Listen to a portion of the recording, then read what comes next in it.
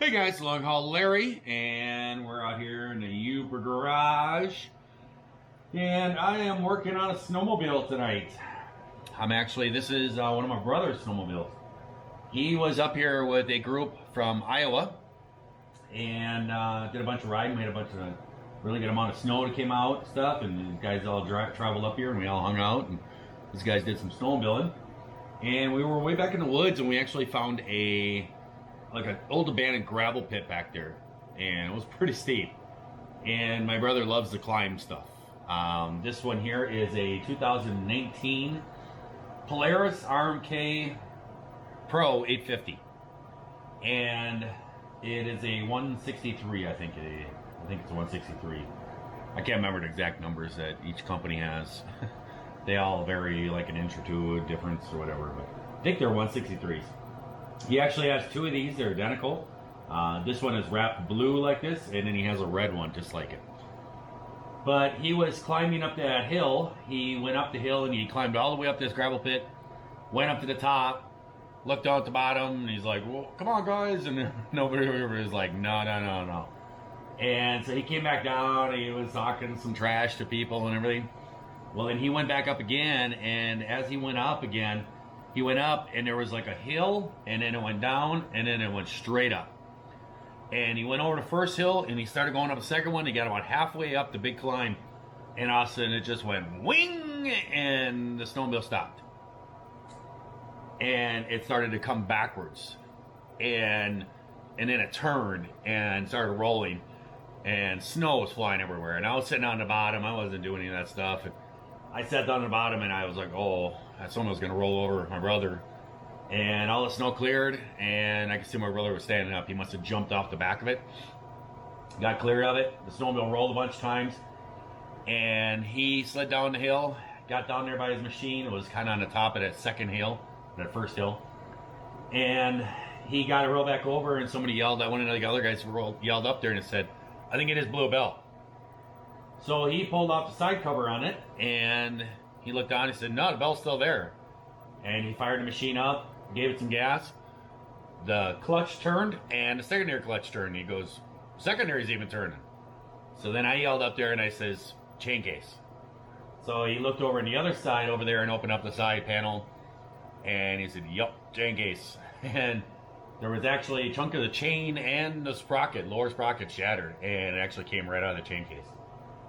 So we ended up having to tow this one out, and he had me drop it off to a snowmobile dealer up here. And this snowmobile still has a warranty on it. He bought this as a snow check. The warranty, he was afraid that it was expired on it, but then he remembered that he snow checked the snowmobile. When you snow check a snowmobile, you get extended warranty. So he got an extended warranty on it and took it in there, and it sat there for like 2.5 weeks. And he started calling up saying, hey, when's my snowmobile? What did the Polaris say? Is it going to be all fixed? And they're like, oh, yeah, we're going to get that in next week. And my brother was like, what? So he had me go pick it up. And we called around, and there was another snowmobile shop up here. And they said they could get it right in. I took it up there to them. They got it in there that day. The next morning, they went through it, did an estimate on it, submitted it all to Polaris. And they got feedback from them, I think it was like a day later or something like that, and said, yep, it would be covered under warranty. So they put a new chain case on it, replaced all the gears and put a whole new chain and everything in there for the chain case. Got all that fixed up, and one of the things they said is that the brake pads were bad. And the problem is they didn't have any brake pads in stock. So my brother told him, no, just don't worry about it. And the brakes worked, but they were bad. And when I went to pick it up from that place, they told me that, and I said, well, just give me a set of brake pads, I'll do it. And they said, we don't have any. And I said, okay. So I have looked around, and I have found a set of brake pads. And I had to drive today. Me and Tracy went snowmobiling just for a little bit, and I have found a pair of brake pads. These are actually Polaris brake pads. And the part number on them is 2206462. And I'm just going to be changing the brake pads. Basically, the brake pads that are in here are just metal and metal. So the brake pads need to be changed out. So we're going to be doing that. But when I got it back, I took it out for a test drive the night I went to pick it up, I took it out for a test drive around here, and I noticed there was a lot of vibration in the floorboards on this. And I said something to my brother about it, and I says, it feels like it's a belt. And he's like, I think I just changed that belt like last year or something. Well, I pulled the belt off of there, and it turned out it was the belt. It was all worn, and this is not the machine changed the belt on recently. So he did have a new belt on there, and he had a new belt in the machine, and I put a new belt on there, and it wouldn't drive right. I pulled it, started it, took off a little bit, and then the snowmobile just kept going, and I was like, what in the world? And then it died, and I went to go pull it again and restart it, and then the pull starter broke. The rope broke. So I had to rebuild the whole recoil and everything, get all that, not new recoil rope on there. And I started thinking about it. Why was it trying to do that? Why did it die?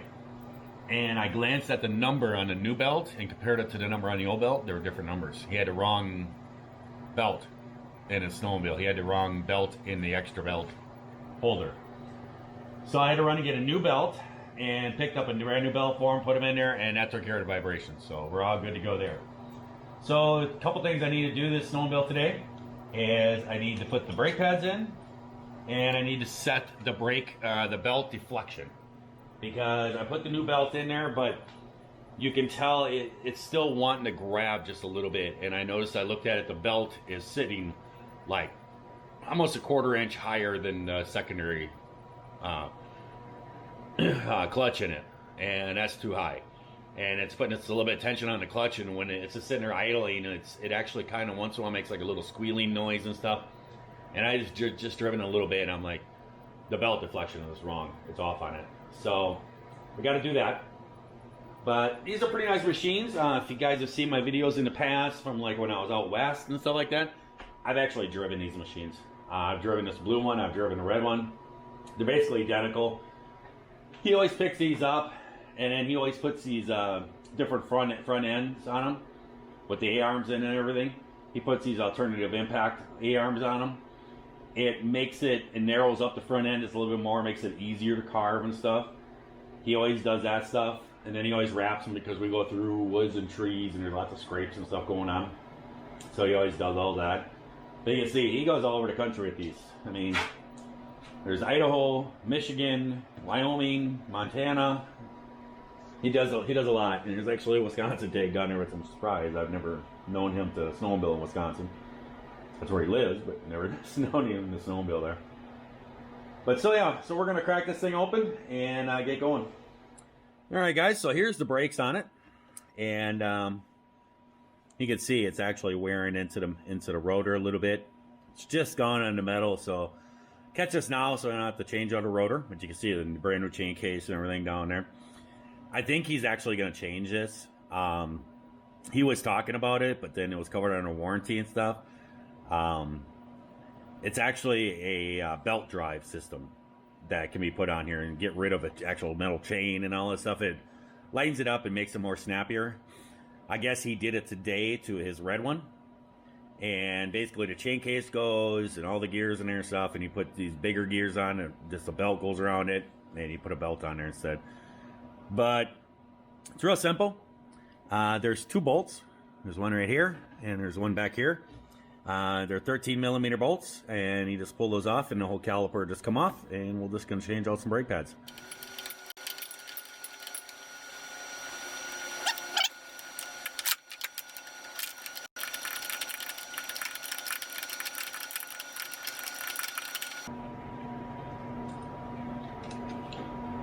There we go. There's the second bolt out. Maybe I'll lift the caliper right up and out. There you go. And there's your brake pads. Oh, and they definitely are metal. It's right down to the metal right there in the one corner. It's just got a sliver. I mean, a sliver of a brake pad left. You can see you can't even see it hardly. On the one side here, you can see a little bit. Over there, you can't. It's right to the metal. Let's put that in there. Pin goes through the top hole and through each brake pad and then through the hole on the other side of the caliper.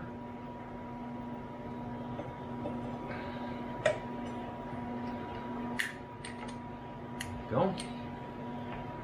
I'll show you afterwards. It might actually need to be compressed some more. I don't think it'll be close enough yet.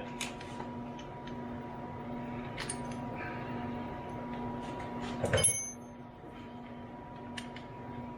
put a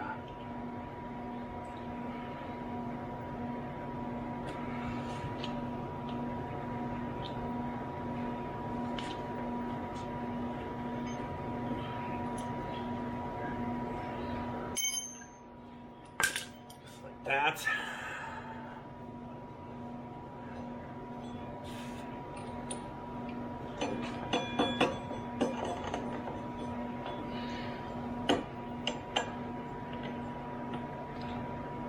Come on. There we go.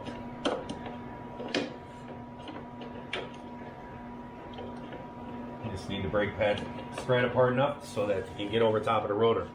You can see how the brake pads just go up in there. And then there's just this little pin here, and they just go up there, and there's a hole on each side of here, caliper, and you just put it through there, and then the brake pads are in there. So now we gotta put our bolts back in. I will put some Loctite on them, and then real simple. I'm gonna have to straighten his brake reservoir out. He's got the brakes real angled down, so I need to get it more straight. And then I'll have to put some more fluid in it, and then I will bleed the brakes. You guys see me do this many a times on cars and stuff. Just put a hose on here and have it up and just squeeze it, and as the fluid starts to go up it, all the air bubbles work out of it, then you just tighten it. Done. Bled. Good to go. Alright guys, so we got the brakes, all new brake pads in, we got the brakes all bled. Everything is ready to go there. Got a new set of brakes on there, so say the rotor. So now we need to do belt deflection. So now I have the track up off the ground. I have a hoist in the back in the garage here where I can crank the snowmobiles up in the air without having to lift them. My back kind of made this. But the belt, this is a brand new belt. And when the belt that came off had some curved parts in here, some worn out pieces on there. And a lot of times what that's due to is belt deflection. And this is a brand new belt, and you can see how high it is here. Now the belt should not be, this is your secondary, your primary clutch. The belt should not be below the secondary clutch. But this one is way high. And you can tell it should have about an inch or so of deflection on it, but you should be able to move it back and forth. And I can get it, but you hear it squeaking, it's got too much. So there's this here nut. This is a jam nut, and basically what you're gonna do, it's a 7/16 wrench, which is kind of odd because it's standard, which it shouldn't be, and this is an 1/8 inch little Allen deal here, and we're just gonna loosen this up, and then what we're gonna do is we're going to give it less belt deflection, and what we're going to do is we're going to screw this little Allen deal into it. And what that's going to do is it's going to separate the secondary clutch, which is going to let the belt fall down in there just a little bit. And it's going to give it a little bit less, it's going to take a little bit of the tension out of it and give it more belt deflection. Right now it's maybe not quite a 1/2 inch. So we're going to go in. That's pretty close. Okay, that might be a little too much. Okay, that's too much. I put too much on there. So we're going to take a little bit of it back out.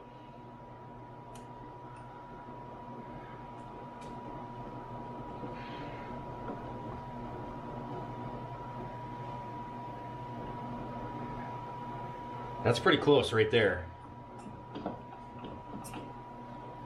So now we can tighten this back up. And this is something that you do quite often, actually. A lot of people don't mess with this. They don't really know about it. But these belts, this belt is $200. I mean, I remember when I first started snowmobiling, they were like 25, 30 bucks for a belt. Now this one here is $200 for this Polaris belt. And yes, there is cheaper options like Gates and stuff like this, but you don't put a Gates belt on an 850 like this. This is way too much power. But so you want to be able to pull it back and forth, work it back and forth, and it just starts to grab. There's friction there. You don't want it completely free. And you want to have it about an inch of deflection. And that's what we got there. A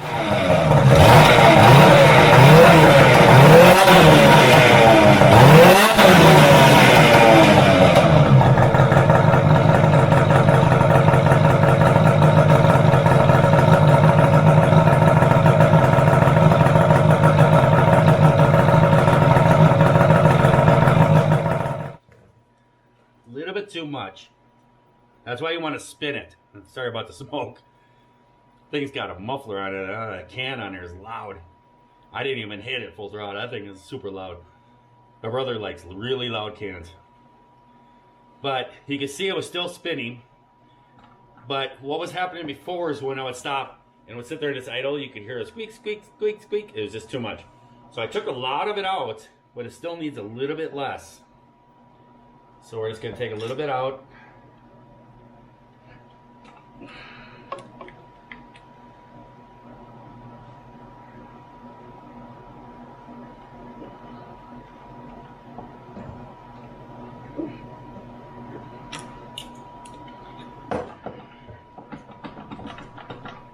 We try it again.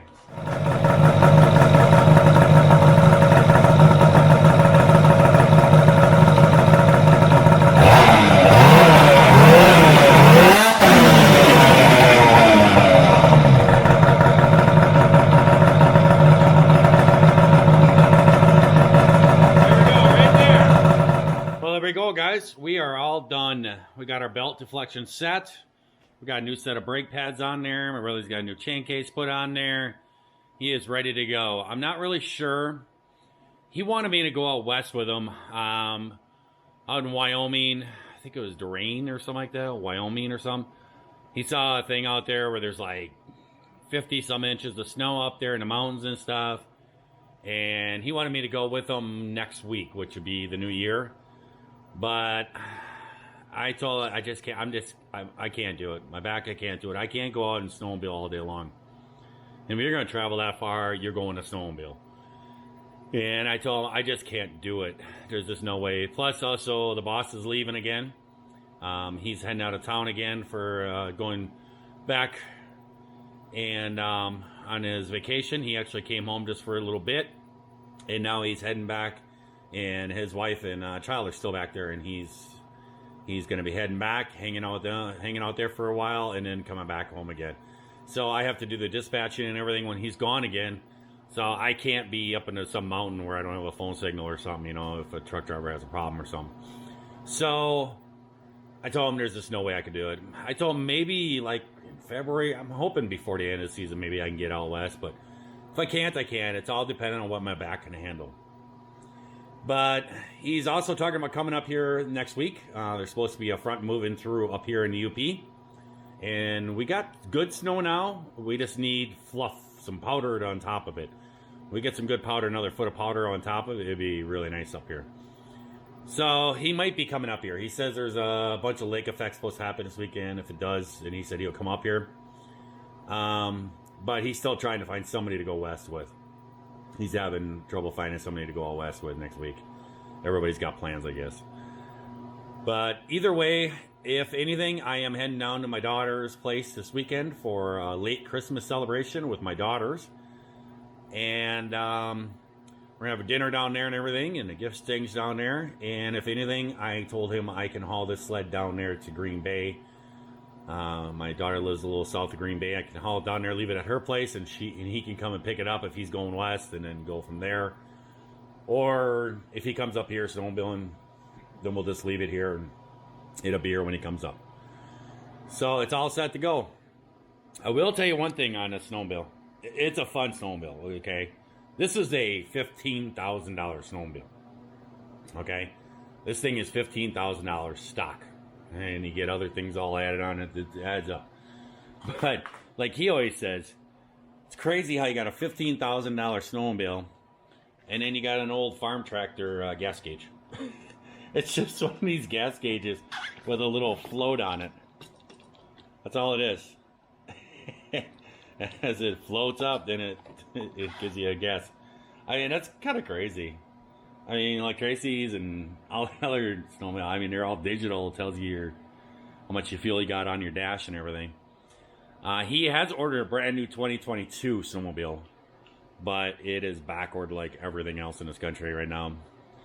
And the main thing, I guess, that's holding his delivery up is he ordered this really cool dash. It's a really big computer dash, and it's got a really nice GPS with it. And on the GPS, it looks really good.